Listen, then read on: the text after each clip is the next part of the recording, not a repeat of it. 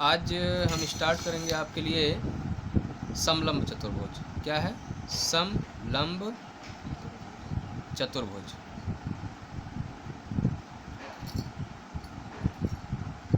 इसको जो है इंग्लिश में ट्रेपेजियम भी कहते हैं।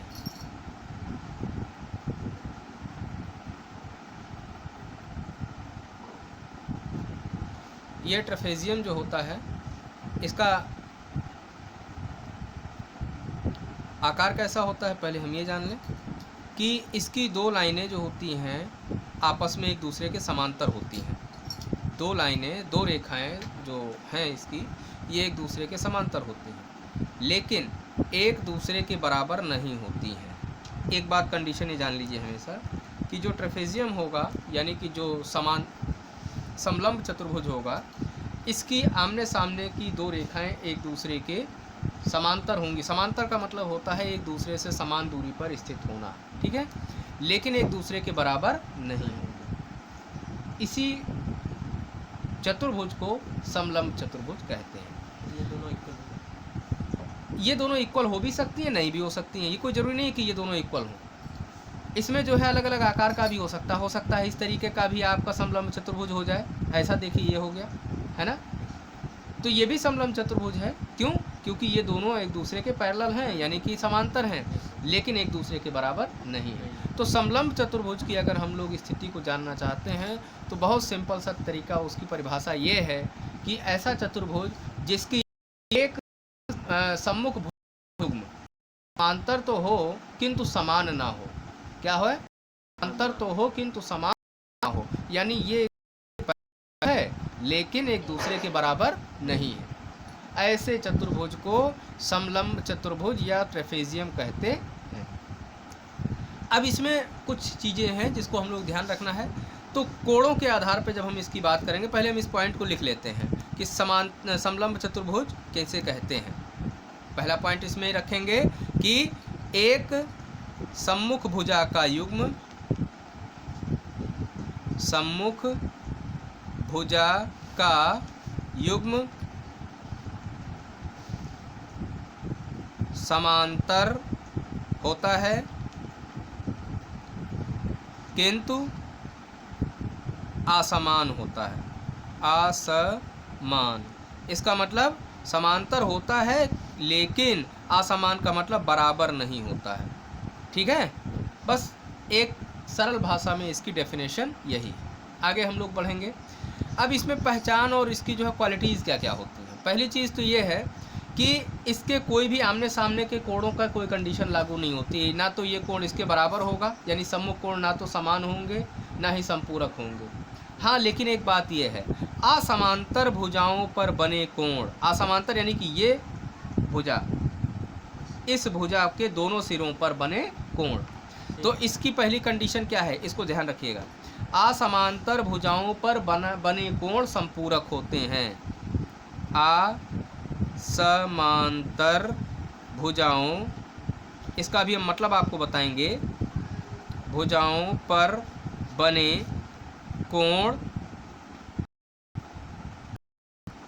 पूरक होते हैं, संपूरक होते हैं।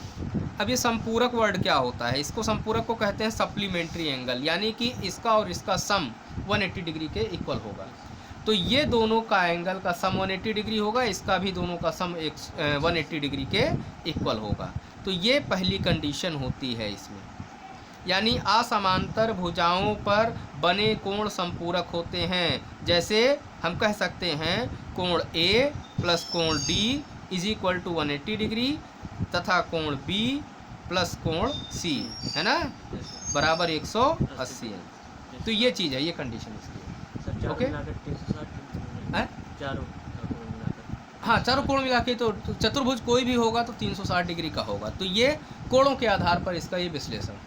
अगर भुजाओं के आधार पर विश्लेषण की बात की जाती है तो किसी एक भुजा का युग्म समांतर तो होता है किंतु समान नहीं होता है। और कोणों के आधार पर हम कह सकते हैं कि असमांतर भुजाओं पर बने कोण संपूरक होते हैं या उनका सम 180 डिग्री के इक्वल होता है।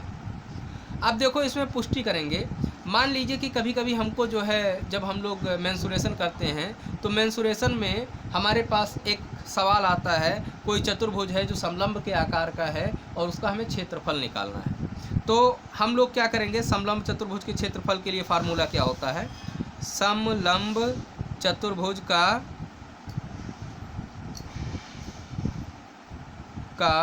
क्षेत्रफल। इसके लिए क्षेत्रफल का जो है तरीका क्या होता है, सबसे पहले आपको इसका पता होना चाहिए कि समलंब चतुर्भुज के जो समांतर भुजाएं हैं उनके बीच की दूरी क्या है, यानी ऊंचाई क्या है। अगर हमें इसका पता है, ये भुजा इसका पता है, तो हम इसका क्षेत्रफल निकाल सकते हैं। और वो क्या होता है, इसका फार्मूला क्या होता है, हम लिखते हैं 1/2 गुणे समांतर भुजाओं का योग, समांतर भुजाओं का योग और गुणे ऊंचाई। ऊंचाई का मतलब क्या होता है, ये जो हाइट होती है ये, ठीक है। तो हम ये कह सकते हैं कि अगर हमें इस प्रकार का कोई चतुर्भुज मिल रहा है, खासकर ऐसा तमाम आकृतियाँ आएंगी आपको मेंसुरेशन में देखने को मिलेंगी, ज्योमेट्री में देखने को मिलेंगी, आपके आसपास कहीं भी देखने को मिल सकती हैं। तो ऐसी प्रकार की आकृति जहाँ की ऐसा चतुर्भुज जिसके दो सम्मुख भुजाएं आपस में एक दूसरे के समांतर हों लेकिन समान ना हों, ऐसे चतुर्भुज का अगर हमें क्षेत्रफल निकालना है तो उसको निकालने का सबसे आसान तरीका, ईजीएस्ट वे है कि आप दोनों असमांतर भुजाओं का योग कर लीजिए, इसके बाद उनकी ऊंचाई का पता लगा लीजिए, उनके बीच की दूरी का, और 1/2 से ये फार्मूला आप लगा के उसका मान प्राप्त कर सकते हैं, ठीक है। तो ये हो गया तरीका आपका। अब एक चीज़ आपकी हम ये पुष्टि करना चाहेंगे, जैसे कि हमें मान लीजिए ये कहा गया कि आपका का योग 180 अंश है, सिद्ध करिए। हम आपको एक चीज़ प्रूफ करेंगे, एक क्वेश्चन समय बता, सिद्ध कि समलंब की असमांतर भुजा पर बना कोण होता है। संपूरक का मतलब होता है क्या, सप्लीमेंट्री, है ना। सप्लीमेंट्री मतलब इन दोनों का योग 180 अंश है, ये हमें प्रूफ करना है, ठीक है। तो जब हमें प्रूफ करना होता है तो हम करते क्या है, सबसे पहले यहाँ पर देखिए, मान लीजिए ये हमारा एक चतुर्भुज है और इसको हमें प्रूफ करना है कि ये एक समलंब चतुर्भुज है, और समलंब चतुर्भुज में हमारी क्या स्थिति है कि एक इसमें लाइन ऐसी है जो परपेंडिकुलर है, यानी कि 90 अंश का कोण बना रही है। कितने अंश का कोण बना रही है, 90 अंश का। तो हम पहले इसमें इस प्रकार से चतुर्भुज लेते हैं, इस प्रकार का हम समलंब चतुर्भुज लेंगे। इसके लिए हमने इसको हल करने के लिए, इसको प्रूफ करने के लिए एक इस प्रकार का समलंब चतुर्भुज लिया, जिससे हम आसानी से उसकी इस बात को सिद्ध कर सकें कि असमांतर भुजा पर बने जो बने कोण होते हैं उसका मान 180 अंश के बराबर होता है, उसका योग 180 अंश के बराबर होता है। तो हमने एक ऐसा समलंब चतुर्भुज लिया है जिसकी एक भुजा तो परपेंडिकुलर यानी लंब है, ठीक है। हम एक समलंब लेते हैं जिसकी एक भुजा समांतर भुजाओं पर लंब है, समांतर भुजाओं पर लंब। लंब का मतलब क्या होता है, यानी कि परपेंडिकुलर, ये 90 डिग्री का ये भी और 90 डिग्री का ये भी एंगल बन रहा है। ये हमारा हो गया ए, बी, सी और डी, ओके। अब क्या है, यहाँ पर समझना मेरी बात।